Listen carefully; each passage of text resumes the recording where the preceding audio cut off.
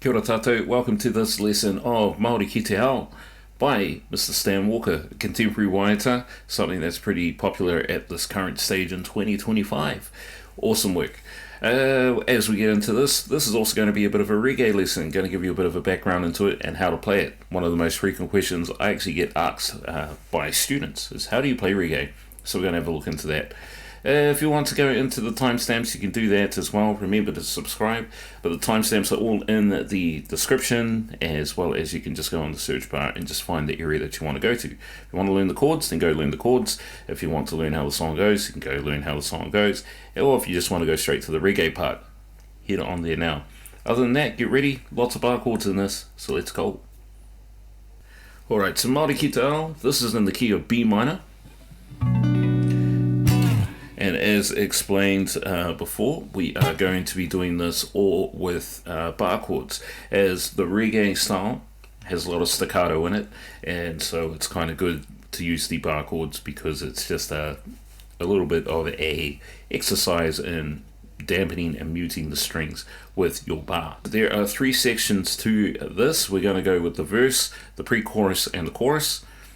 The verse is going to be section A, the pre-chorus is going to be section B, and the chorus is going to be section C.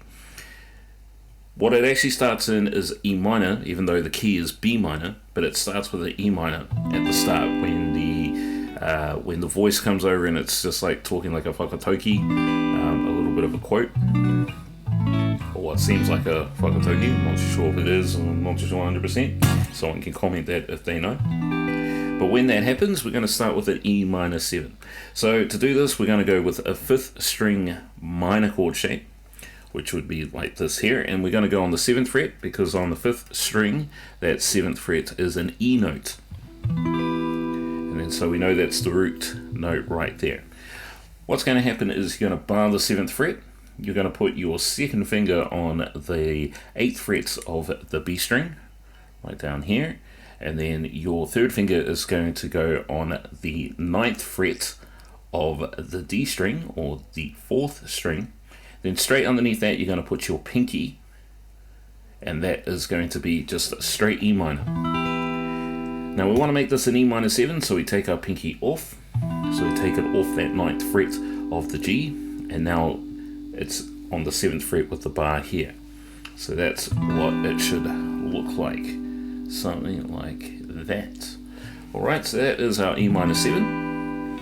Now if you want to, you can play this in the open chord shape, which would be like down here. But as you can hear, the voicing is very different because it's an octave lower. As well as when you're playing reggae, it's a bit harder to get that staccato when you don't have the bar on, because all your strings are just going to ring like that. So that's why we're going to do it up here on the 7th fret. Now if you haven't done a bar chord before, this will take a little bit of practice just to get used to how much pressure you've got to put down with your hand. So we're going to start with this E minor 7 on the 7th fret, 7th fret bar.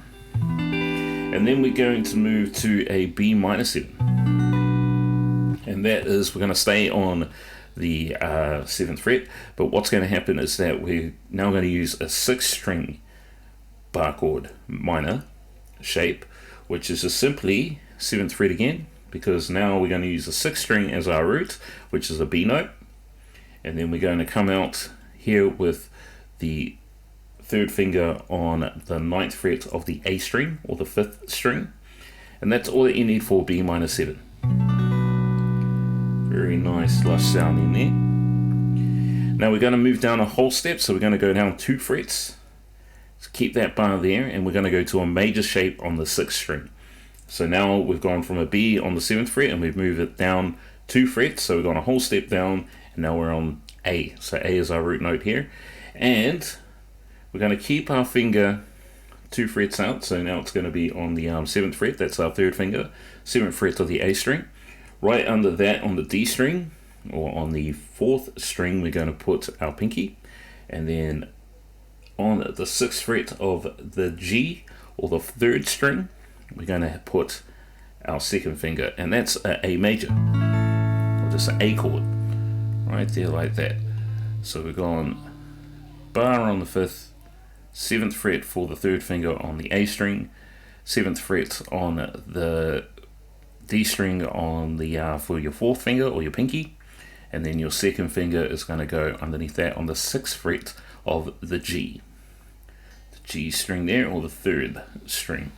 And we should get this chord here. So that's A major. Now the beauty about bar chords is that you don't need to change the shape, you just need to move it down if you want to change the chord. So we're going to go down to G. So we're going to go another whole step down. So we're going to go 2 frets down onto the 3rd fret. So our bar should be on the 3rd fret there, the one with the dots, and then it's going to be the same shape as that A. So we're going to have the 3rd finger on the 5th fret of the A string, or the 5th string, 5th fret with your pinky on the D string or the 4th string, and then on the G string or the 3rd string you're going to put your second finger on the 4th fret. So you should get something like that going. Alright, so now we've got a G, and then finally we're going to just move it down a half a step, so only just 1 fret, to F sharp 7. So we've got F sharp 7 right there, and all that we've done is we've taken that major chord shape from G, moved it down 1 fret, because we only want to go half a step, so half a semitone, or a semitone I should say, and then you're going to take your pinky off. So we got our fret, we've got our bar across the 2nd fret now, and we've got our 3rd finger on the 4th string, the 4th fret of the 5th string, or the A string, right underneath that on the 4th fret of the D string, or the 4th string. Ooh. And then right on the 3rd fret of the G, or the 3rd string, is where our second finger goes. So we should have that there, and then you can take your pinky off, and that now becomes a F sharp 7. Cool, now those are all the chords that you need to know for this song. Now you just got to know where the sections are. So that is the first section, and that's when you hear the he uri kahika ki te wao, he uri tangata ki te pā. That's where you hear that person talking just before the singing starts. So that starts with the E minor 7, even though the song is in the key of B minor. And then we go down to B minor 7, then to A, then to G, and then F sharp 7. Now with that particular section, when you get to the G is only held for 2 counts, and then it moves to the F sharp 7. So you can look at G as kind of like a passing chord to get to the F sharp 7. So we're going to go, so if I'll do that from the top, 1, 2, 3, 4. He uri kahika ki te wao, he uri tangata ki te pā. Da da da da da. Da da da da da. Ba he Māori ahau, make ake, he tūhoi ahau. Alright, so then that's when the verses started, once that Mr. Stan Walker starts singing. Now what he does for that, and it holds it for quite a while, is we just go back to the B minor 7. So now we're actually starting in the key of the song, and this is the start of the verse. So he Māori ahau, ake ake, he tūhoi ahau, mana motu hake. Now we're going to move to A. Tōku reo, G take take, e tuku iho. Alright, so if you followed that, and that went from the B minor 7 to the A, to the G, and then to the F sharp 7. Alright, and then after that line, so after it goes, he take take, tuku iho, to the G, to the F sharp 7.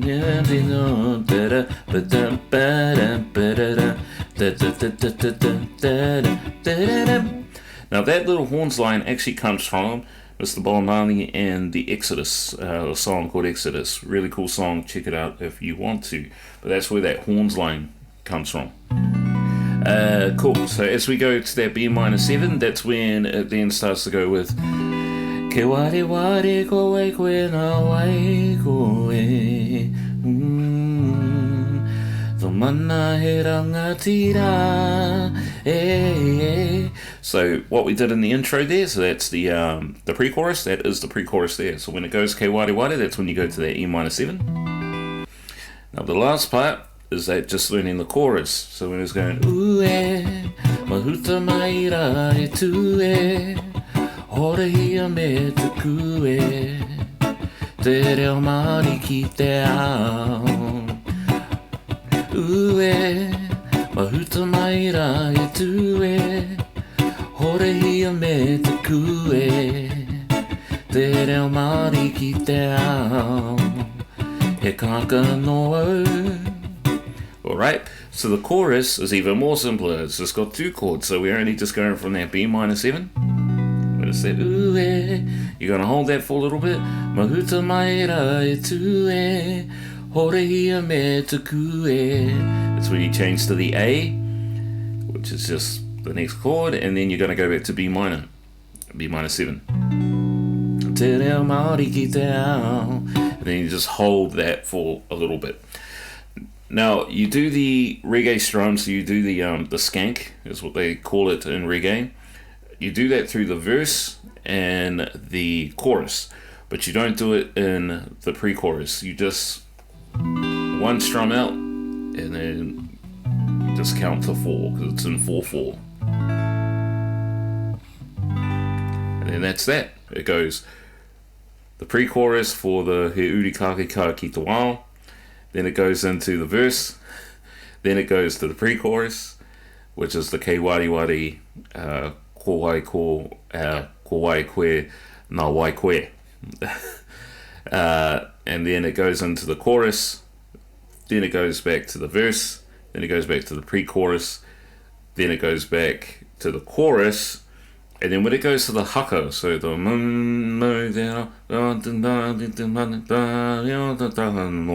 when it goes through that part, you just go through that pre-chorus again. So you're going from that E minor to the B minor 7 to the A and to the G.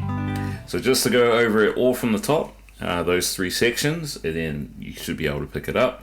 So it's going to go pre-chorus for the intro, which is the E minor 7, the B minor 7, the A, the G, and then the F sharp 7. Remembering that the G and the F sharp 7 are only held for 2 counts, not for 4.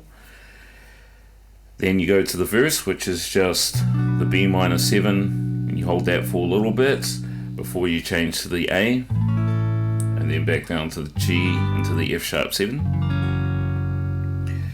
And then for the chorus, you're only just doing a B minor 7 and an A. And then you're back to the B minor 7. Those are all the chords. That's all the chords you need for this song. And you should be rocking and rolling and bopping along with a bit of reggae. Okay, cool. So, to understand reggae, firstly you got to understand its roots. Obviously it comes from Jamaica. Bob Marley and the Wailers were probably the biggest proponents of it. It's because it's from Jamaica, it's influenced by a type of music called ska and minto and calypso, and it also has some influences from jazz and R&B. Now what makes reggae so unique is the rhythm. It's got nothing to do with the chords, because the chords are just still the same as you find in most genres, but because of that, it means that it's emphasizing the offbeat.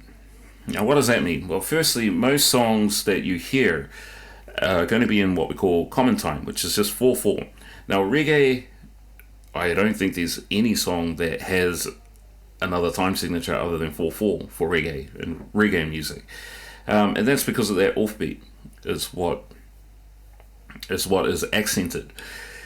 So when we say common time, we're meaning 4/4, and you hear that all the time with just music in general, is that they go 1, 2, 3, 4, 1, 2, 3, 4.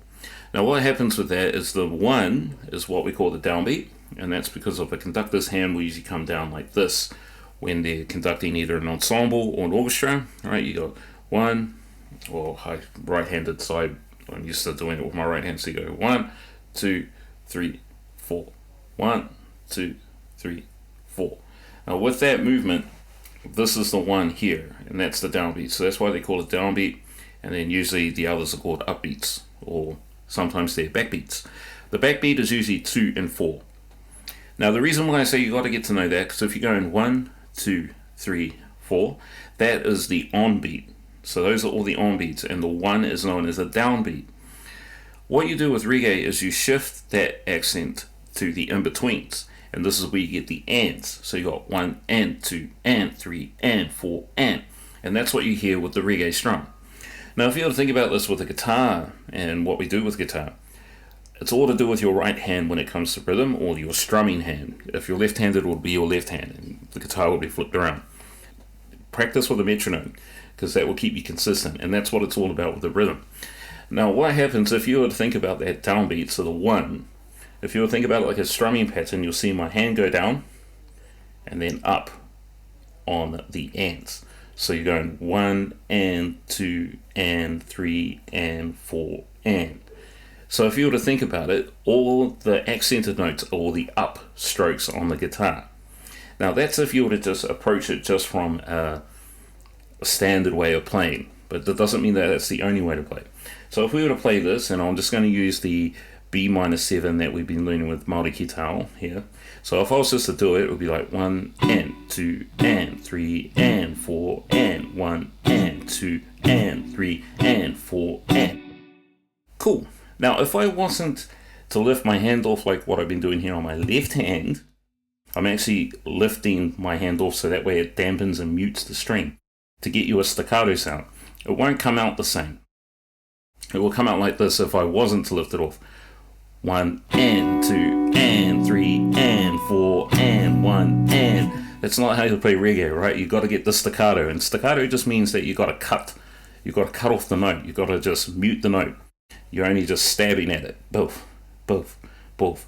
And what I'm actually doing, this is why bar chords are really handy, is I lift my handle so you get this muted sound.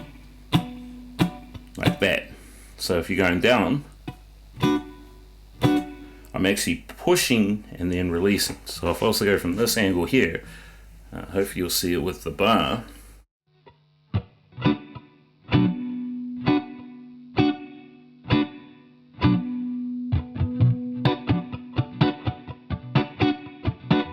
Cool. Now, when I get that little staccato, and you just heard it there, I get little muted bits in between, the guitar becomes what we call more percussive, more like a drum, and it helps to contribute to the feel. So you can go with just a straight up and down if you want to, and catch the upstrokes to get onto that offbeat. 1 and 2 and 3 and 4 and 1 and 2 and 3 and 4 and. Or you can do it another way, which is, for me, this is how I started playing reggae. I didn't have anybody teach me how to play reggae. I just kind of worked it out and self-taught myself with it. And then over the years, I came across people, I started to interact with other musicians who would tell me this is how they get their strum. I actually come at it with a downstroke, but what I do is I ghost my first note. So I ghost it like as if it's a 1-drop beat, which is a famous reggae beat that you hear on the drums. And so I ghost that first note, and this is what I mean by ghost. I might just play a little fake one, or I might just mute that first note. So I'll get this, but I'm going with down strums. So I go 1 and 2 and 3 and 4 and 1 and 2 and 3 and 4 and 1 and 2 and 3 and 4 and. Now if you listen to that carefully, you hear that the way that I self-taught myself to play reggae is slightly different in terms of the tonality. It's a bit thicker, it's a little bit more chunky, and that's because I'm hitting the bass strings before I'm hitting the thinner trebly, more trebled strings. So what does that mean? So if it's coming from the way that I do it with the downstrokes and it's hitting the bass strings first, it just becomes a bit more fat and plumb. That's the tonality of it. It's not necessarily the chord, it's just the kind of the shape of the sound. Where if you were to do it with the upstroke and you're getting the treble strings first, or the thinner strings, you're going to get more attack out of it. So you're going to be more direct to it, and it's going to be a little bit thinner. That just means it cuts through the sound a bit more. It just depends on the context of the music and what you're trying to achieve. You don't have to just do one strum. It doesn't have to be just on the end. You can do like doubles on the ends. You can hear this in Stir It Up by Bob Marley, where it's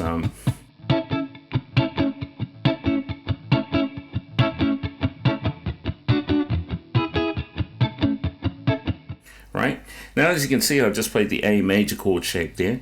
So you can just do this with all the chord shapes. I even do it with the E minor that we just practiced with Maori Ki Te Ao.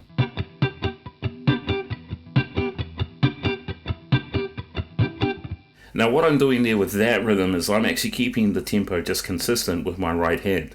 So I'm getting this up and down movement from it.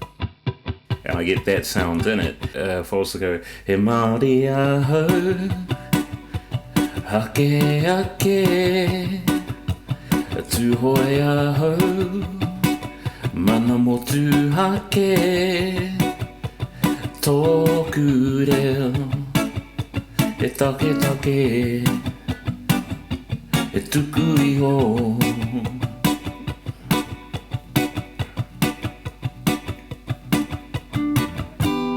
Ke ware ware ko ai koe na wai koe.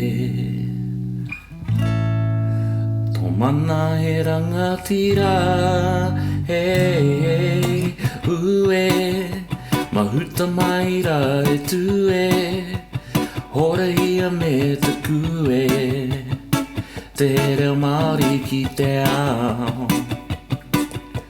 Ue, mahuta mai ra e tue, hore hia me te kue, te reo Māori ki te ao. That's how you play reggae. Cool, give that a practice, see how you go. Good luck with it all. We'll see you in the next video. Subscribe if you want to keep up to date with what's coming up next. Go check out the YouTube channel for more guitar lessons. Until then, we'll see you again. Ka kite.